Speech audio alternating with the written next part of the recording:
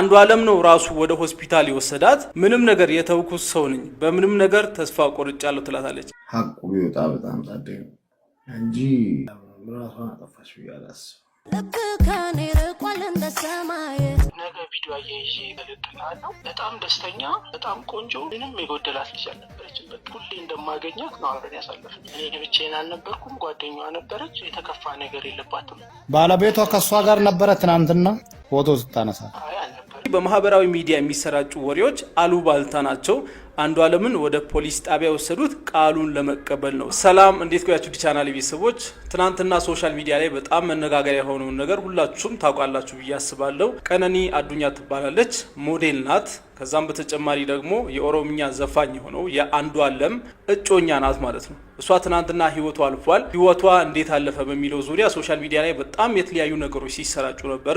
ከዛም በተጨማሪ ጓደኞቿ ስላሟሟቷ ምን አሉ፣ ከዛ በፊት ስለነበረው ነገር ምን አሉ የሚለውን ነገር ነው ዛሬ ማሳያችሁ። ብዙ ሰው አያውቃትም። አሁን ይሄ ነገር ከተፈጠረ በኋላ ነው በጣም ብዙ ሰው ያወቃት። ነገር ግን በሚገርም ሁኔታ ሁሉም ሰው እንደሚያውቃት ከዚህ በፊት ብዙ አክት የሚያደርጉ ሰዎች አሉ። ነገር ግን እውነታውን እንነጋገር ከተባለ ብዙ ሰው አያውቃትም ነበረ። ያው ሶሻል ሚዲያ ላይ አንድ ነገር መነጋገሪያ ሲሆን ሁሉም ሰው የሆነ ነገር ማለት ስለሚፈልግ ብቻ በጣም ከዚህ በፊት እንደሚያውቃት ጸባዩን ሁላ እንደሚያውቅ ብዙ ነገር የሚያወራ ሰው አለ። ነገር ግን ብዙዎቻችሁ እንደማታውቋት እርግጠኛ ነኝ። እሷ በደንብ የምትታወቀው ያው ኦሮምኛ ተናጋሪ በሆኑ ሰዎች አካባቢ ነው በጣም የምትታወቀው ማለት ነው። በጣም የሚያሳዝነው ነገር ምንድነው? አንዲት እህታችን ነች። የእሷ ህይወት ነው ያለፈው። ይሄ ያሳዝናል። የመላው ኢትዮጵያውያን መነጋገሪያ ጉዳይም ርዕስም ሆኗል። ከዛም በተጨማሪ የአሟሟቷ ነገር ደግሞ ሶሻል ሚዲያ ላይ በጣም ብዙ መልክ እየያዘ መጥቷል። እንደተለመደው ነው፣ አዲስ ነገር የለም። ከዚህ በፊት ኢትዮጵያ ውስጥ አንድ ሰው ህይወቱ ሲያልፍ ሶሻል ሚዲያ ላይ ያ ነገር መነጋገሪያ ከሆነ ሁሉም ሰው የራሱን ሀሳብ ነው መጥቶ የሚናገረው። ሁሉም ሰው ይሄ እንደዚህ ተፈጥሯል፣ ይሄ እንደዚህ ተፈጥሯል፣ ምክንያቱ ይሄ ነው፣ እኔ እንደውም አውቃለሁ ሁላ ብሎ የሚናገር ሰው አለ። ብቻ ጓደኞቿ የሷ የቅርብ ሰዎች ምን አሉ የሚለውን ነገር አሳያችኋለሁ ዛሬ። ከዛም በተጨማሪ አሁን አንዱ ዓለምስ ምን አይነት ሁኔታ ላይ ነው ያለው የሚለውን እነግራችኋለሁ። ከሁሉም በላይ ግን ኢትዮጵያ ውስጥ ሰው ራስን ስለማጥፋት ያለው ግንዛቤ በጣም ትክክል እንዳልሆነ ተረድቻለሁ። ይሄን ነገር በደንብ አንስቼ አውራላችኋለሁ። ሰው ራሱን የሚያጠፋው ለምንድን ነው? እኛ አካባቢ ያሉ ሰዎችስ እንደዚህ አይነት ነገር ውስጥ እንዳይገቡ እንዴት ልንከላከል እንችላለን የሚለውን ነው ዛሬ ማነሳላችሁ ማለት ነው።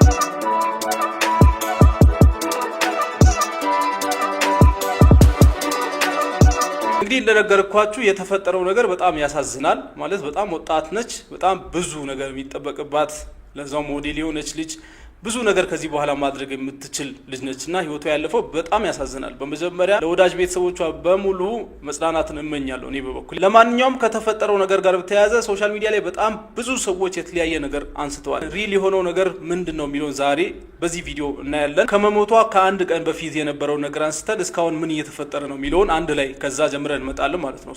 ከመሞቷ ከአንድ ቀን በፊት ምን እየተፈጠረ ነበር ስለሚለው ወንዴክስ ስቱዲዮ የሚባል ፎቶ ቤት ያለው ወንድማችን የተናገረውን እንመልከት እና እሷን በዛ ጊዜ ፎቶ እያነሳት እንደነበር ተናግሯል። ከዚህም ጋር ተያይዞ በኋላ ላይ ማነሳላችሁ አንድ ነገር አለ። በሰዓቱ እሷ እንዴት አክት እያደረገች ነበረ፣ እንደዚህ አይነት ነገር ኤክስፔክት ይደረግ ነበር ወይስ አይደለም ለሚለውም ደግሞ መልስ ሰጥቷል። እሱን አነሳላችኋለሁ። ከዛ በፊት ግን ከመሞቷ ከአንድ ቀን በፊት ከሱ ጋር የነበራትን ነገር ጽፏልና እስቲ እሱን አንብበን እንመለስ። ቀን እስከ ማታ የልደት ፎቶዎችን ሳነሳት ነበር። ጠዋት መርዶ አረዱኝ። በፎቶግራፍ ስራዎች ካፈራዋቸው ወዳጆቼ መካከል የቀኝ እጄ ምላት እህቴ ቀነኒ አዱኛ መካሪዬ፣ ጓደኛዬ፣ የክፉ ቀን ወዳጅ ነበረች። እነዚህን የልደት ፎቶዎች ሳነሳት ነበር። አንድ ሰዓት በሰላም ተለያየን። ዛሬ ጠዋት መጋቢት 2017 ጠዋት ማረፏን አረዱኝ። አንድ ቀን አልፈን ወደ ሞተችበት እለት ስንመጣ ደግሞ በዛ እለት ምንድነው የተፈጠረው ስለሚለው የአንዱ ዓለም ማኔጀር የነበረ ሰው የተናገረው ነገር እስቲ ሰምተን እንመለስ። የአርቲስት አንዱ ዓለም ማኔጀር የሆነው ሌሊሳ እንድሪስ የአስከሬን ምርመራው በሚኒሊክ ሆስፒታል እንደሚደረግና የሟች የቀብር ስነ ስርዓት ረቡዕ እንደሚከናወን ለቢቢሲ አፋን ኦሮሞ ተናግሯል። ቀነኒ ከሚኖሩበት ህንፃ መውደቋንና ንጋት 11 ሰዓት አካባቢ መሞቷን ሌሊሳ ተናግሮ አንዱ ዓለምና ቤተሰቦቹ ወድቃ እንዳገኟት አስታውቋል። ሌሊሳ ንጋት 11 ሰዓት ስልክ ተደውሎ ቀነኒ ጉዳት ደርሶባት ሆስፒታል እንደገባች እንደተናገረው ገልጾ እስካሁን ባለው መረጃ መሰረት ከ5ኛ ፎቅ ወድቃ ነው የሞተችው። ሁኔታውን ለማጣራት ምርመራ ተጀምሯል ብለዋል። ማኔጀሩ አክሎም መኖሪያ ቤቱ አዲስ አበባ አራብሳ ሰንሻይን ተብሎ የሚታወቀው አካባቢ መሆኑን ጠቅሶ ጥንዶቹ በስፍራው ከአንድ ዓመት በላይ መኖራቸውን ተናግረዋል። ከክስተቱ በኋላ አስከሬኗ በአቅራቢያ ወደሚገኘው ያኔት ወደ ተባለ ሆስፒታል መወሰዱን ገልጿል። እስከ ምሽት ድረስ ከቆየን በኋላ ፖሊስ መጥቶ አስክሬኑን ለምርመራ ወደ ሚኒሊክ ሆስፒታል ወሰደው። ቀጥሎ ሱሉልታ ወደሚገኙት ቤተሰቦቿ ተወስዷል። አስክሬኑ ማለት ነው። የቀብር ስነ ስርዓቷ አዲስ አበባ ይፈጸማል። መቼ ነው የሚፈጸመው? ዛሬ 9 ሰዓት አካባቢ ስላሴ ካቴድራል እንደሆነ ያው ያገኙት መረጃ ያሳያል። ሌሊሳ እንደሚለው አርቲስት አንዱዓለም በአሁኑ ወቅት ለምርመራ ፖሊስ ጣቢያ ነው የሚገኘው። አንዱዓለም ነው ራሱ ወደ ሆስፒታል የወሰዳት። ፖሊስ መጥቶ ለምርመራ እሱን ይዞት ሄዷል። ከዚህ ውጪ በማህበራዊ ሚዲያ የሚሰራጩ ወሬዎች አሉባልታ ናቸው። አንዱዓለምን ወደ ፖሊስ ጣቢያ የወሰዱት ቃሉን ለመቀበል ነው ሲል ራሱ አብራርቷል። ጥንዶቹ በቅርቡ ትዳር የመመስረት እቅድ እንደነበራቸው ማኔጀሩ ለቢቢሲ ተናግረዋል። እንግዲህ በቀኑ ስለተፈጠረው ክስተት እስካሁን ያለው መረጃ ይሄ ነው።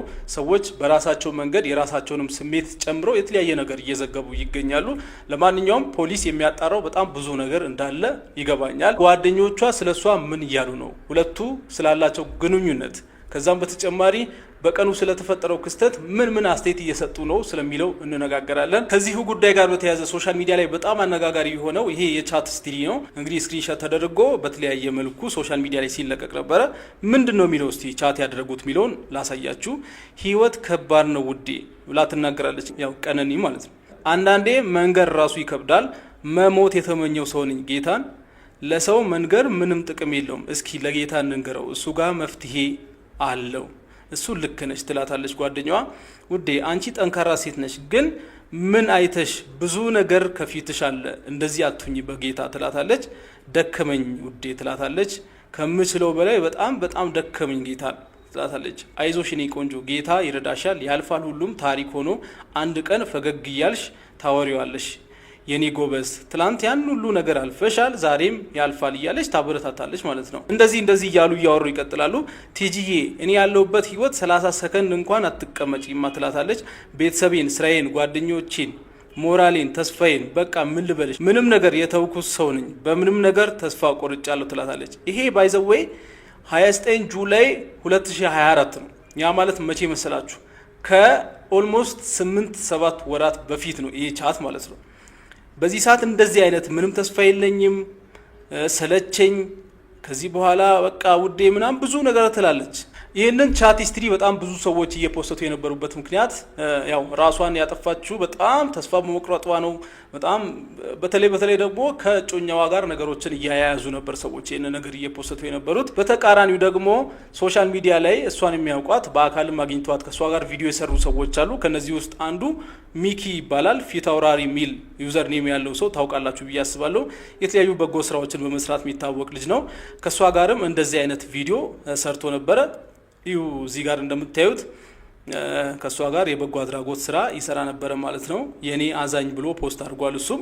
ከዛ ስለሷ አሟሟት ደግሞ እሱ የሚያምነው ነገር ምን እንደሆነ የተናገረውን ደግሞ ላሳያችሁ። ራሷን አጠፋሽ ነው ግን እንዴት ይሆናል? ትንሽ እንትን የሚል ነገር አለና ሁላችንም ወጣቶች ነን። እንደ ወጣትነት ከእግዚአብሔር ጋር ሀቁ ቢወጣ በጣም ጻድቅ ነው እንጂ ያለም ራሷን አጠፋች ብዬ አላስብም። በጣም ብቻ አንጀት የሚበላ ነው። በጣም ታሳዝናለች። በጣም በእውነት በጣም ነው የደነገጥኩት። እንዳያችሁት እንግዲህ ራሷን አጠፋች የሚለው ነገር እንደማያምንና ሀቁ ቢወጣ በጣም ጥሩ ነው እያለ ተናግሯል። ሀቁ ማለት የትኛው እንደሆነ በደንብ ስፔሲፋይ ባያደርገው ማለት ነው። ለማንኛውም ከዚህ ጋር በተያያዘ ደግሞ ከባሏ ጋር ስለነበራት ሪሌሽን ሰዎች በጣም ብዙ ነገር ሲፖስቱ አይቻለው። ባሏ እንደዚህ ሲያደርጋት ነበር፣ እንደዚህ የሚሉ ነገሮች ብዙ ተነስተዋል። እነሱን እዚህ ጋር አምጥቼ ማሳየት አልፈልግም። ያው አንዳንድ ህገወጥ የሆኑ ነገሮችም ስላሉ ማለት ነው። ያ ነገር እስከሚረጋገጥ ድረስ እነዛ ነገሮች በይፋ እንደዚህ መነገር አለባቸው ብዬ አላስብም። ለማንኛውም ወንዴክስ ስቱዲዮ ቅድም ፎቶ ሲያነሳት የነበረው ልጅ በወቅቱ የነበራት ስሜት ምን ይመስል ነበረ ተብሎ ተጠይቆ የመለሰው እስቲ አይተን እንመለስ። አንተ ፖስት አድርጋል በአማርኛ ጽፈ አይቼዋለሁ። ፖስት አድርጌ ያለው ነገሮችን ለመበጥበጥ ነው የምፈልገው ወይስ ጤነኛ መረጃ አይደለም? ለምንድን ነው የምበጠብጠው? መበጥበጥ ሳይሆን ጤነኛ መረጃ እንድሰጥ ከፈለግ ለእኔ በጣም ወዳት እህቴ ኢንዴክስ ስቱዲዮ የሚባለን ድርጅት ያሳደገች ቀኝ እጄ ልጅ ናት። ዓርብ ዕለት ደውላ የልደት ፎቶ አንሳኝ ብላኝ ነበር። ለእሑድ ተቀጣጥረን ነበር። ለእሑድ አልቻልንም። ትናንትና ከ9 ሰዓት እስከ 10 ሰዓት እስከ 1 ሰዓት አነሷል። 1 ሰዓት ላይ እርና ሞልጋ ነው የኔ ስቱዲዮ፣ እዛ ጋር ተለያየ። ትናንትና አንተ ስታት እንደዚሁ ሰዎቹ ብዙ ሰዎች በኦሮምኛ ስለምጽፉ ምን ብለው ነው የምጽፉት? ደስተኛ አይደለችም በጣም ነገ ቪዲዮ አያይዤ እልክልሃለሁ። በጣም ደስተኛ፣ በጣም ቆንጆ፣ ምንም የጎደላት ልጅ አልነበረችም። በቃ ሁሌ እንደማገኛት ነው አብረን ያሳለፍን። እኔ ብቻዬን አልነበርኩም፣ ጓደኛዋ ነበረች። የተከፋ ነገር የለባትም። ልደቷ ነገ ነበረ አይደለ? ዛሬ ነበረ ልደቷ። ልደቷ ገና ነው። ኔክስት ዊክ ሁሌ እንደምናደርገው። ባለቤቷ ከሷ ጋር ነበረ ትናንትና ፎቶ ስታነሳ? አይ አልነበረም። ስለዚህ እንደሰማችሁት በወቅቱ ምን አይነት ስሜት ነበራት ለሚለው ያው በሰዓቱ ምንም እንደዚህ ከድሮ የተለየ ነገር የላትም። ከጓደኛዋ ጋር ነው የነበረችው። ባሏ አብሯት አልነበረም ኦፍ ኮርስ። ነገር ግን ያው በሰዓቱ ምንም አይነት የተቀየረ ስሜትም ምናምን አላየሁባትም ብሏል። ይሄ ማለት ግን ስለተፈጠረው ነገር 100% ሊያረጋግጥ የሚችል ምንም ነገር የለውም። እሱን ለምን እንዳልኳችሁ አስረዳችኋለሁ። ከዛም በተጨማሪ ጓደኞቿ አንዳንድ ፖስት አድርገው ያጠፉት ነገርም አለ። የሷ የሴት ጓደኞች ፖስት አድርገው ስላጠፉትም ነገር በኦሮምኛ የተጻፈውን ነገር በአማርኛ ተርጉሞ የፖስቱ ሰዎች አሉ። ምን ብላ ፖስት አድርጋ ነው ያጠፋችሁ ጓደኛዋ? እስቲ የሚለውን እንስማና እንመለስ። ከቀነኒ አዱኛ ግድያ ጋር በተያያዘ ጓደኛዋ ሞኔት ቤክሲሳ እቺ ልጅ ማለት ነው አንድ አነጋጋሪ ጽሑፍ በፌስቡክ ገጿ ይጽፋለች። ጃለለ ጀደኒ ሲር ቡፍ ጃለላ ጅራቹ ወሊፍ አዳ ወለሎ ፌደሎ ወልቲ ዱፌ ያደነም ዱ ኢብሳ ጃለሊ ከናፍ ከቲነ መከፈልቺሳ ብላለች። ማለት ነው ጠቅላላ ሐሳቡ ፍቅር ብሎ መስፈንና ፍቅር መኖር ይለያያል። ግጥምና ዜማ የብዙ ሰዎችን ሐሳብ ይገልጻል። ፍቅር ግን ዋጋ ያስከፍላል ትላለች። እንዳያችሁት ነው የአሟሟቷን ሁኔታ አብዛኞቹ ከጮኛዋ ጋር እያያያዙት ይገኛሉ። ከዚህ በፊት ሶሻል ሚዲያ ላይ በጣም ፌመስ የሆነ አንድ ስቶሪ ነበረ። እሱ ራሱ ያ ሰው ራሱ ዘፋኝ ነበረ። ስሙን እዚህ ጋር አልጠቅስላችሁም። ሴፉ ላይ ቀርቦ ራሱ ስለዚህ ነገር አብራርቶ ነበረ።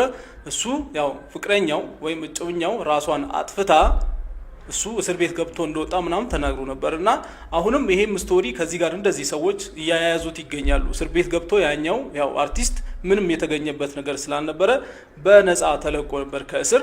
አሁንስ አንዱዓለም በተመሳሳይ ሁኔታ ነው ምርመራ ውጤቱ የሚያሳየው ወይስ ሌላ ውጤት ነው የሚወጣው የሚለውን ያው ከፖሊስ የምንጠብቀው ነገር ነው የሚሆነው። በጣም የሚገርማችሁ ነገር ምን ነው፣ ይሄ ነገር ከተፈጠረ በኋላ ሶሻል ሚዲያ ላይ ሰዎች ፎሎ እያደረጓት ነበረ። ፖይንቱ ለኔ ግልጽ ባይሆንም ሰዎች አንድ ሰው ከሞተ በኋላ ህይወቱ ካለፈ በኋላ እንዴት ለምን ፎሎ እንደሚያደርጉት ራሱ አይገባኝም። ብቻ 330 ሺህ ፎሎወር አካባቢ ነበራት ቲክቶክ ላይ። ይሄ ነገር ከተፈጠረ በኋላ ግን ወደ 400 ምናምን ሺህ ፎሎወር ኦልሞስት 100 ሺህ ሰው ፎሎ አድርጓታል ማለት ነው። ከዚህ በኋላ ለምን ፎሎ እንደምታደርጉ አልገባኝም። ፎሎ የምታደርጉ ሰዎች ምንድነው ኤክስፔክት እያደረጋችሁ ያላችሁት? በጣም የሚገርም ነገር ስለሆነ ነው። ሌላው ሰውን በጣም ሲያስገርም የነበረው ነገር ምንድነው፣ ከመሞቷ ከአንድ ቀን በፊት አካባቢ ቲክቶክ አካውንቷ ላይ ያው ሊፕሲንክ ዘፈን ምናምን ሊፕሲንክ እያደረገች ፖስት አድርጋ ነበረ። ከዛ በኋላ ብዙ ሰዎች ኤክስፔክት የሚያደርጉበት መንገድ ሌላ እየሆነ መጥቷል። ብቻ በጣም አወዛጋቢ ነው። በዚህ በኩል እነዚህ ምልክቶች አሉ፣ ስለዚህ ራሷን አጥፍታ ሊሆን ይችላል የሚል ነገር ይናገራሉ ሰዎች። በሌላ በኩል ደግሞ እንደዚህ የነበረች ልጅ እንዴት ራሷን ልታጠፋ ትችላለች? ሆን ብሎ የሆነ ሰው ያደረገው ነገር ነው የሚልም ነገር የሚናገሩ ሰዎች አሉ። ምሽቱን ሙሉ ሰዎች በዚህ ጉዳይ ሲከራከሩ ነበር እና አንዳንድ ሰዎች ደግሞ ይህንን ሊፕሲንክ ፖስት እያደረጉት ነበረ።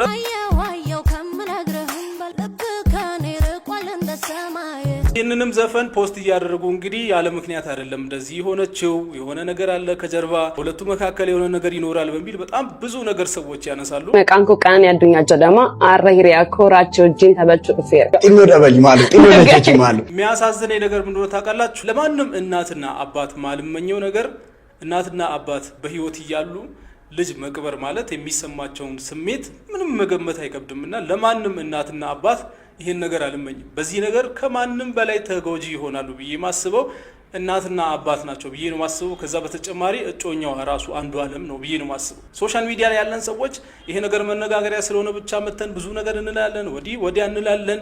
አሁን ቻት ስትሪ ራሱ ይፖስታል። ምን ተደረገ በዛ ጊዜ ስለሚለው መልስ የለም። ሁሉም ሰዎች መተው አንዱዓለም እንደዚህ ሲያረጋት ነበረ፣ እሺ ልጅ እንደዚህ ስትሰቃይ ነበር ለረጅም ጊዜ ምናምን ይላሉ። በዛ ጊዜ ምን አደረጉ? እነሱ እንዲህን ያክል የሚወዷት ከሆነ የተወሰነ ነገር ሞክረዋል ወይ ለሚለው ደግሞ ምንም መልስ የለም። ይሄን ሁሉን ነገር እኔ አቅ ነበር ይላሉ። ከዛ እያወቃችሁ ከነበረ ይሄ ነገር እስኪፈጠር ምን ትጠብቃላችሁ ይባላል። አይ እኔ ይሄን አርጌ ከዛ እኔም ተስፋ ቆርጬ ነው ተውኩት ለማለት ራሱ የሚያሳዩት የሆነ ያደረጉት ነገር የለም። ዋናው ነገር እናትና አባት በጣም ይጎዳሉ በዚህ ነገር። ሌላዎቻችን በሙሉ ወደድን ጠላን አሽቃባጮች ነን። ስለዚህ በጣም የሚያሳዝኑኝ በተለይ እናት ማለት ምን ሊሰማት እንደሚችል ያው ግልጽ ነው። ስለዚህ ነገር ያለኝ መረጃ በአጠቃላይ ይሄ ነው። ሶሻል ሚዲያ ላይ ሰዎች በተለያየ መንገድ ብዙ ነገር ሊሉ ይችላሉ። ነገር ግን ዋናው ነገር እሷ ፈጣሪ ነፍሷን ይማረው ቀነኒ አዱኛ እንግዲህ ለወዳጅ ዘመዶቿ በአጠቃላይ በዳሎል ኢንተርቴይንመንት ስም መጽናናትን እንመኛለን። በዚህ ሀዘን በደንብ ለተጎዳጁ ሰዎች በአጠቃላይ ለሷ የቅርብ ለሆናችሁ ሰዎች ሁላችሁም እንግዲህ የመጽናናት መንፈስ እግዚአብሔር ይላክላችሁ ማለት ፈልጋለሁ። ቀደም እንዳልኩት ደግሞ ራስን ስለማጥፋት ሰዎች በጣም ልክ ያልሆነ ግንዛቤ እንዳላቸው ነው የሚያሳየው እና የተወሰኑ ነገሮችን ብቻ ልበል። ሁላችንም እዚህ ጋር ሶሻል ሚዲያ ላይ መጥቶ ብዙ ነገር ማውራት አይደለም፣ ማሽቃበጥ አይደለም። ሁላችንም አጠገባችን ያሉትን ሰዎች እስቲ ዞር ዞር እያለን እኒ እርግጠኛ ነኝ በዙሪያችን በጣም ወደ መጥፎ መንገድ እየሄዱ ያሉ ሰዎች አሉ። ሁላችንም ማለት ነው። ሶሻል ሚዲያ ላይ መተን ሰው እንደዚህ አድርጓት ነው፣ እንደዚህ ሆኖ ነው ብዙ ነገር ልንል እንችላለን። ነገር ግን አጠገባችን ካሉ ሰዎች ቢያንስ አንዱ እንደዚህ አይነት ፓዝ ላይ ነው ያለው። በተለይ በዚህ ዘመን ማለት ነው። ምን አይነት ምልክቶች ሊኖሩት ይችላሉ? ያ ሰው እንደ ኖርማል ሰው እየሳቀ ሊሆን ይችላል። ምንም አይነት ምልክት ላታዩበት ትችላላችሁ።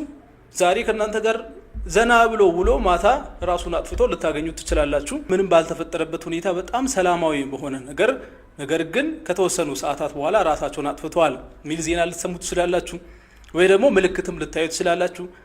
አልፎ በጣም ምንም ህይወታቸው ትርጉም እንደሌለው ሲናገሩ፣ በቃ ተስፋ እንደቆረጡ ሲናገሩ፣ አንዳንዴ ሰዎች በሚገርማችሁ ሁኔታ እንደዚህ አይነት ነገር ለሰው ብትናገሩ ምላሹ ምን ሊሆን ይችላል የሚለው ያስፈራል። አንዳንድ ሰዎች እንደ ቀልም ያዩዋሉ። በእናትህ ተስፋ እንኳን የለኝም ብላችሁ ለምሳሌ ብትናገሩ እውነትህን ነው አንተ ተስፋ የለም ምናምን ብለው የሚቀልዱ ጓደኞች አሉ። ሲሪየስሊ ማለት ነው።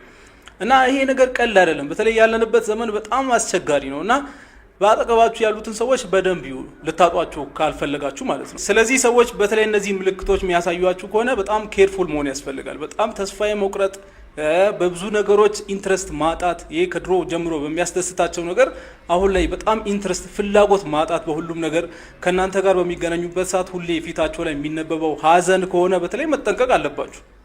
በጣም መጠንቀቅ አለባችሁ። መፍትሄው ምንድነው ስለሚለው ስንነጋገር እኔ ያው እንደ ሕክምና ላይ እንዳለ ሰው ምነግራችሁ ነገር ብቸኛው መፍትሄ ይሄ ነገር መፍትሄ ሊያገኝ እንደሚችል መጀመሪያ ለነሱ ማስረዳት፣ ከዛ መፍትሄ የሚያገኘው ደግሞ እንደዚህ በሕክምና ቦታዎች ላይ ያሉ ሰዎች ሊረዷቸው እንደሚችሉ መናገር፣ ከዛም በተጨማሪ የትኛውም ነገር በህይወታቸው የሚያጋጥማቸው የትኛውም ነገር ከህይወታቸው በላይ እንዳልሆነ የትኛውም ችግር እንደሚያልፍ ደጋግሞ ማስረዳትና እነዚህ ለሚሰማቸው ስሜት ደግሞ ሕክምና መፍትሄ ሊሰጣቸው እንደሚችል መናገር። ሰዎች በሃይማኖታቸው መፍትሄ ይሄ ብሎን ያሳዩ ይችላሉ። ኦፍ ኮርስ እኔ በደንብ አምናለሁ፣ በእግዚአብሔር ማምን ሰው ነኝ። እግዚአብሔር ለየትኛውም ችግር መፍትሄ ይሰጣቸዋል፣ ይገባኛል። ነገር ግን ከዛም በተጨማሪ ከጸሎት በተጨማሪ በሕክምናም ለእንደዚህ አይነት ነገሮች መፍትሄ ሊሰጧቸው እንደሚችሉ በመናገር ሰዎችን ወደ ሕክምና ቦታዎች እንዲሄዱ መምከር ትክክለኛው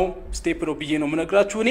ስለዚህ በዚህ መልኩ ሰዎች የምትወዷቸውን ሰዎች ማጣት ማትፈልጉ ከሆነ በዚህ መልኩ እነሱን ቼክ ማድረግ ከዛም ወደ መፍትሄው መውሰድ አግባብ ይመስለኛል። አመሰግናለሁ።